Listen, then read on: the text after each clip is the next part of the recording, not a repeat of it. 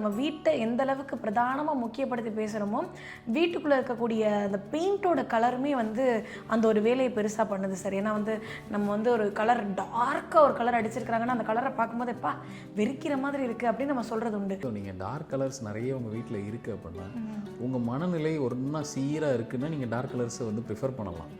ஏற்கனவே உங்களுக்கு மனம் வந்து ஒரு சலனத்திலே இருக்குது, ஏற்கனவே மனநிலையில் பாதிப்பு இருக்குது அப்படின்னா அவங்கெல்லாம் டார்க் கலர்ஸ் போகக்கூடாது. உங்களோட லக்னத்தில் வந்து புதன் இருக்குன்னா ஒரு க்ரீன் பெயிண்ட் ப்ரிஃபர் பண்ணுங்கள். ஒரு சூரியன் இருக்குது, ஒயிட் பெயிண்ட் ப்ரிஃபர் பண்ணுங்கள். ஒரு ஆரஞ்சு கலர் பெயிண்ட் ப்ரிஃபர் பண்ணுங்கள். இப்படி ஒவ்வொரு கிரகத்துக்கும் ஒரு கலர் பேக்ரவுண்டில் ஒரு கலர் இருக்குது. அந்த கலர் ஷேட்ஸை யூஸ் பண்ணுறது நல்லது. இல்லை சார் எனக்கு லக்னத்தில் கிரகமே இல்லை சார் அப்படின்னா அப்போ 4ஆம் இடத்துல செகண்ட் சாய்ஸ் வந்து உங்கள் லக்னத்துலேருந்து 4ஆம் இடத்துல ஏதாவது கிரகம் இருக்கான்னு பாருங்கள். அந்த கிரகம் என்ன சொல்லுதோ அந்த பெயிண்ட் அடிக்கலாம். வீடு எல்லா வேலையும் பண்ணும் அப்படின்னு சொல்லியிருக்கீங்க. இப்போ குழந்தை இல்லாமல் ரொம்ப கஷ்டப்படுறாங்க, குழந்தைக்காக நிறைய ட்ரீட்மெண்ட் எடுத்துகிட்டு இருக்கிறாங்க அப்படின்றவங்க வீட்டில் ஏதாவது ஒரு மாறுதல் பண்ணுறது மூலமாக அந்த குழந்தை பேருக்கான வாய்ப்புகள் கிடைக்குமா சார்? நமக்கு ஏற்படுத்தி கொடுக்கும். நாங்கள் எல்லாம் ட்ரை பண்ணிட்டோம் சார், டாக்டரை பார்த்துட்டோம், இது பண்ணிட்டோம், அதை பண்ணிட்டோம். வீட்டுக்குள்ளே இருக்கும் போது ரெண்டு பேரோட மனநிலை ரொம்ப முக்கியம். அப்போ சில பெயிண்ட்டு இவங்களை அடுத்த கட்டத்துக்கு தூண்டி விடும். எப்படின்னா குறிப்பாக ஸ்கை ப்ளூ கலர், இல்லை Royal blue colour, turquoise blue colour. எப்படி ஒரு கோவிலுக்கு இத்தனை பேர் வராங்கன்னா அந்த சுற்றி இருக்கக்கூடிய அந்த செடி, அந்த மரங்கள் அதுதான் நிறைய பேரை கூப்பிடுது. எப்படி 27 நட்சத்திரத்துக்கு உண்டான மரங்களை ஒரு கோவிலில் வச்சுட்டோம் அப்படின்னா 27 நட்சத்திரத்தில் இருக்கிற ஆட்களையும் கூப்பிட்டு விட்றோம். வரக்கூடிய ஜூன் மாதம் 13ஆம் தேதி வரக்கூடிய இந்த 2026 அது ஒரு சனிக்கிழமையாக வருது. அன்னைக்கு வந்து நம்ம கோவிலில் ஸ்ரீ மகா சிவலிங்கேஸ்வரம் கோவிலில் குச்சிக்குளத்தூரில் உள்ள கோவிலில் திண்டிவனத்தில் ஒரு பெரிய ஒரு ருத்ர யாகம் வந்து ஏற்பாடு செஞ்சுருக்கோம்.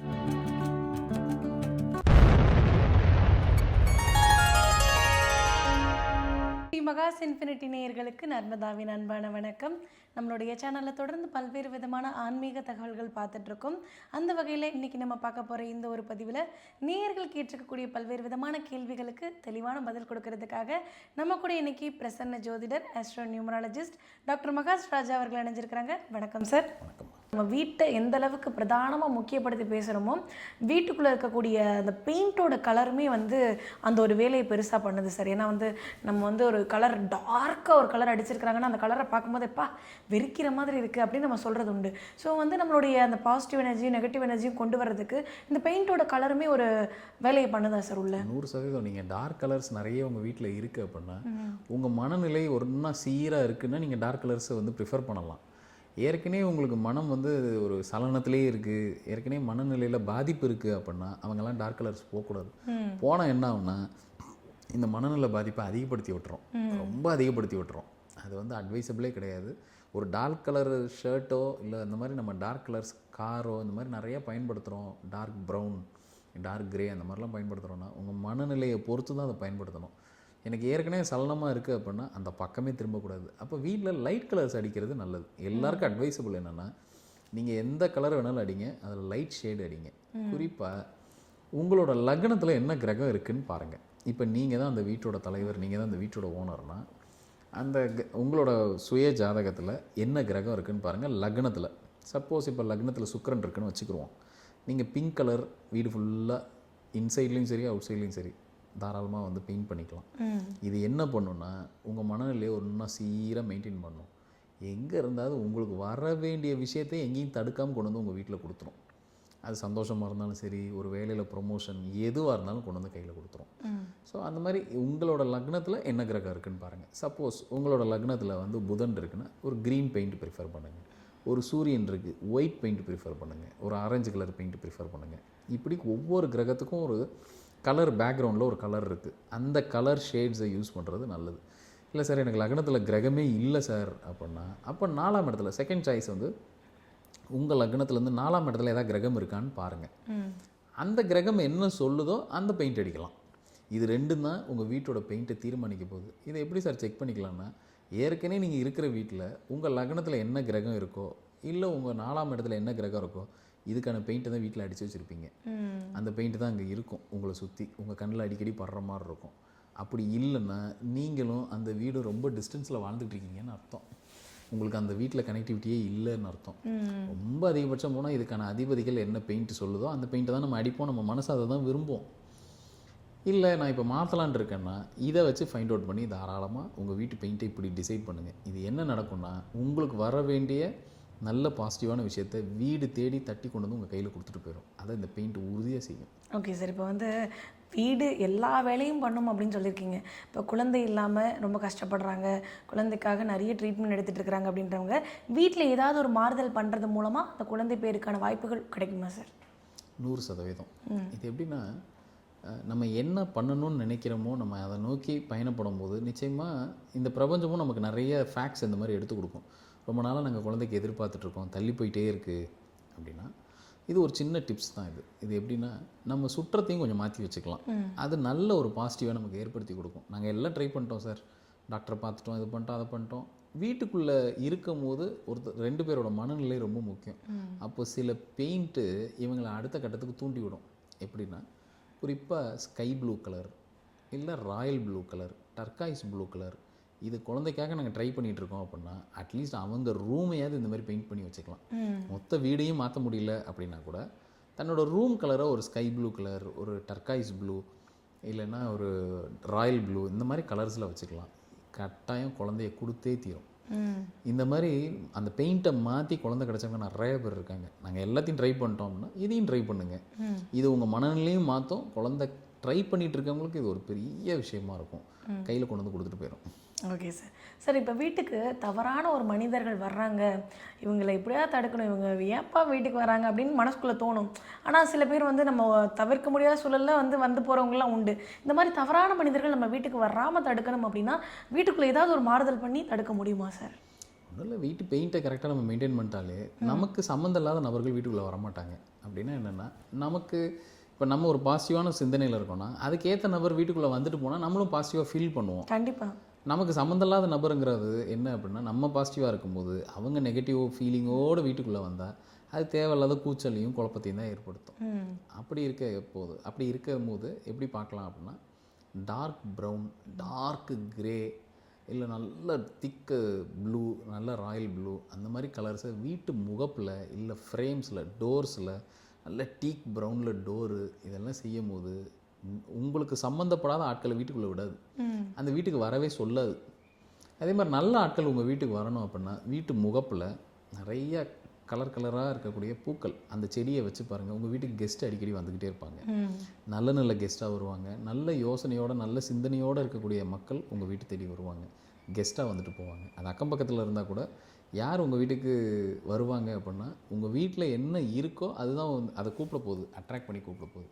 இப்போது கோவில்களில் பார்த்தோம் அப்படின்னா எப்படி ஒரு கோவிலுக்கு இத்தனை பேர் வராங்கன்னா அந்த சுற்றி இருக்கக்கூடிய அந்த செடி, அந்த மரங்கள், அதுதான் நிறைய பேரை கூப்பிடுது.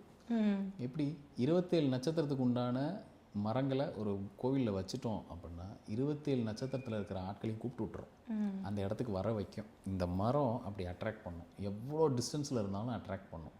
கிட்டத்தட்ட 2 லட்சம் கிலோமீட்டருக்கு அட்ராக்ட் பண்ணுமா. 2 லட்சம் கிலோமீட்டர் அந்த அளவுக்கு அதுக்கான பலன் சார். அது உண்மைதான் சார். ஏன்னா நம்மளுடைய கோயிலில் வந்து 27 நட்சத்திரத்துக்கான மரங்களையும் நம்ம கோவிலை சுற்றி நட்டிருக்கோம். வர்றவங்க எல்லாரும் சொல்கிறது என்னென்னா நாங்கள் வந்து அந்த கண்ட்ரிலேருந்து, கனடாலேருந்து வரோம், மலேசியாவிலேருந்து வரோம், சிங்கப்பூர்லேருந்து வரோம். ஸோ இங்கே இருக்கக்கூடிய மரங்கள், இங்கே இருக்கக்கூடிய அந்த பாசிட்டிவ் எனர்ஜி அங்கேருந்து இழுத்துட்டு வருதுன்றதுக்கு நம்ம கோவிலே மிகப்பெரிய சான்று இல்லையா சார்? 100% அப்படி தான் கூட்டிகிட்டு வரோம்.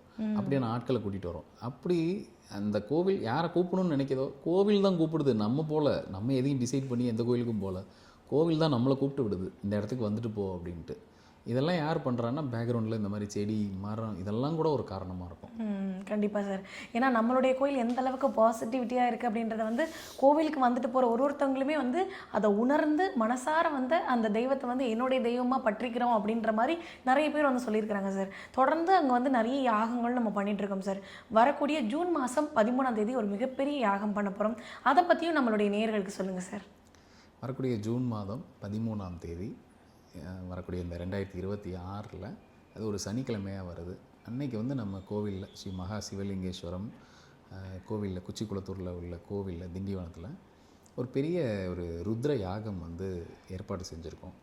அது எதுக்கு அப்படின்னா எல்லாருக்கும் அந்த யாகம் வந்து போய் சேரணும். ஏன்னா எல்லோரும் வீட்டுக்குள்ளே உட்காந்து யாகம் பண்ண முடியுமான்னா இல்லை. இந்த மாதிரி ஒரு பிரதான கோவிலில் ஒரு ஸ்தலத்தில் ஒரு யாகம் பண்ணும்போது நம்ம போய் கலந்துக்கலாம். ஆமாம். ஒரு யாகம் எதுக்கு வேணும், ஒரு ஹோமம் எதுக்கு வேணும்? வீட்டுக்குள்ளே பண்ணால் அது ஹோமம், கோவிலில் பண்ணால் அது யாகம். எதுக்கு வேணும் அப்படின்னா, நான் நிறையா வந்து ஒன்று போல் ஒரு எனர்ஜியில் நான் மாட்டிக்கிட்டே இருக்கேன் எப்போ பார்த்தாலும். எனக்கு அதுலேருந்து ஒரு விடுதலையே இல்லை அப்படின்னா, ஒரு யாகத்துலேயோ ஒரு ஹோமத்துலேயும் கலந்துக்கும் போது நம்ம நிறைய புதுமை அடைகிறோம். நம்ம செல்ஸ், நம்ம உடலில் நிறைய செல் அணுக்கள் இருக்குது, அது ரெஃப்ரெஷ் ஆகுது. நம்ம நிறைய கெட்டுப்போன செல்ஸும் உள்ள டெட் செல்ஸும் நிறையா இருக்கும். அது எப்படி ரீப்ளேஸ் ஆகுதுன்னா, இந்த மாதிரி யாகங்களில் கலந்துக்கிட்டு அதில் வர அந்த புகையை சுவாசிக்கும் போது அந்த செல்ஸ் புதுமை அடையுது. ஒன்று நம்ம ஆர்கனைஸ் பண்ணியிருக்கிறது ஒரு ருத்ர யாகம். உங்கள் உயிர் அணுக்கள் உள்ளே இருக்கக்கூடிய அந்த செல்ஸுக்கு அது ரொம்ப நல்லது. சிவனுக்கு செய்யக்கூடிய அந்த ருத்ர ஜெபமோ ருத்ர யாகத்தில் கலந்துக்கிறதுங்கிறதே ஒரு பெரிய புண்ணியம். சரி, இதை யாரெல்லாம் கலந்துக்கலாம்? எல்லாரும் கலந்துக்கலாம். எனக்கு ஏதோ ஒரு தேவை இருக்குது, எனக்கு வந்து நிறைய எதிரி தொல்லை இருக்குது, கடன் இருக்குது, பிரச்சனை இருக்குது, இல்லை ராகுக்கு எது தோஷம் பெருசாக இருக்குது, கல்யாணம் ஆகலை, பண வரவு இல்லை, இவங்க எல்லாருமே இதில் கலந்துக்கலாம். ஏன்னா ஒரு ருத்ர ஜபங்கிறது எல்லாத்துக்கும் நிவாரணி மாதிரி. அது அப்படி போய் கலந்துக்கிட்டு வெளியில் வரும்போதே சில பேருக்கு பாசிட்டிவ் நோட்ஸ் வெளியில் வந்துடும். வெளியில் வரத்துக்குள்ளே அங்கே ஒரு நல்ல ஒரு பாசிட்டிவிட்டியை காமிச்சிடும். நம்ம எல்லோரும் அவங்கவங்க நிறைய வேலைகளோடு தான் இருக்கோம். இப்படி இருந்தாலும் நமக்குன்னு நம்மளை ஃப்ரெஷ்அப் பண்ணிக்கிறதுக்கு, இல்லை நம்ம கொஞ்சம் புதுமை அடைகிறதுக்கு நம்ம சில வேலையில் நமக்கான வேலையை இதுக்கான ஒரு டைம் ஒதுக்கிடுறது நல்லது. ஸோ அதனால் ஒரு 13ஆம் தேதி வரக்கூடிய ஜூன் மாதம் இதுக்கான ஒரு தேதியை ஃபிக்ஸ் பண்ணியிருக்கோம். அந்த யாகத்துக்கான ஒரு நேரத்தை ஃபிக்ஸ் பண்ணியிருக்கோம். எப்படியும் பெரும்பாலும் வந்து காலையிலே யாகம் தொடங்கிடும். அது ஒரு 1 டே ஈவெண்ட்டாக வந்து பிளான் பண்ணியிருக்கோம். அன்றைக்கி சில நிகழ்ச்சிகளும் அங்கே கோயிலில் வந்து ஆர்கனைஸ் பண்ணியிருக்கோம். ஸோ காலையில் வந்துட்டாங்கன்னா ஒரு ஈவினிங் வரைக்கும் அவங்களுக்கான நிகழ்ச்சிகள் நிச்சயமாக இன்றைக்கி முன்பதிவு அப்படின்றது கட்டாயமா சார்? தாராளமாக வந்து அவங்க முன்பதிவு செஞ்சுக்கலாம். தன்னோட ஃபேமிலிக்காக ஒரு சங்கல்பமும் பண்ணிக்கலாம். எதுக்குன்னா ஒரு யாகத்தில் ஜஸ்ட் வந்து பார்த்துட்டு போகிறது இல்லை. நிச்சயமாக அந்த யாகத்தில் வரக்கூடிய அந்த புகை வந்து என்ன பண்ணும், அதில் வரக்கூடிய அந்த புகை வந்து என்ன பண்ணும், அந்த என்ன அப்படின்னா நம்மளை நல்லா ரெஃப்ரெஷ் பண்ணி கொடுத்துரும். ஒரு பிரச்சனையில் ரொம்ப நாளாக ஒரே இடத்துல சுற்றிட்டு இருக்கோன்னா நம்மளை ரெஃப்ரெஷ் பண்ணி கொடுத்துரும். ரெஃப்ரெஷ் பண்ணி கொடுக்கறது மூலமாக என்ன நடக்கும் அப்படின்னா, நிச்சயமாக நம்ம லைஃப் அடுத்த கட்டத்துக்கு போயிடும். நமக்கு ஒரு பேரியர்னு ஒன்று இருக்கு இல்லையா, அது உடஞ்சி அது அடுத்த கட்டத்துக்கு போயிடும். ஸோ அதை எல்லாருமே வந்து பயன்படுத்திக்கணும், எல்லோரும் அதில் பயனடையணும் அப்படின்றத நான் வேண்டி கேட்டுக்கிறேன். இன்னொன்று, எப்பயுமே இந்த சுவாதிஷ்டானம்னு ஒரு இடம் இருக்குது. நம்ம 7 சக்கரத்தில் சுவாதிஷ்டானம், இது எப்போ பார்த்தாலும் தூண்டி விட்டுக்கிட்டே இருக்கணும். எப்படி தூண்டப்படும் அப்படின்னா, இந்த மாதிரி ஒரு யாகத்திலேயோ ஹோமத்திலேயோ கலந்துக்கும் போது தான் சுவாதிஷ்டானம் நமக்கு தூண்டப்படும். யாருக்கெல்லாம் சுவாதிஷ்டானம் அடிக்கடி தூண்டப்படுதோ, இல்லை இந்த மாதிரி ஒரு யாகத்திலேயோ ஹோமத்திலேயோ கலந்துக்கிறோமோ, அவங்களுக்கு வற்றாத செல்வம் வந்துக்கிட்டே இருக்கும்.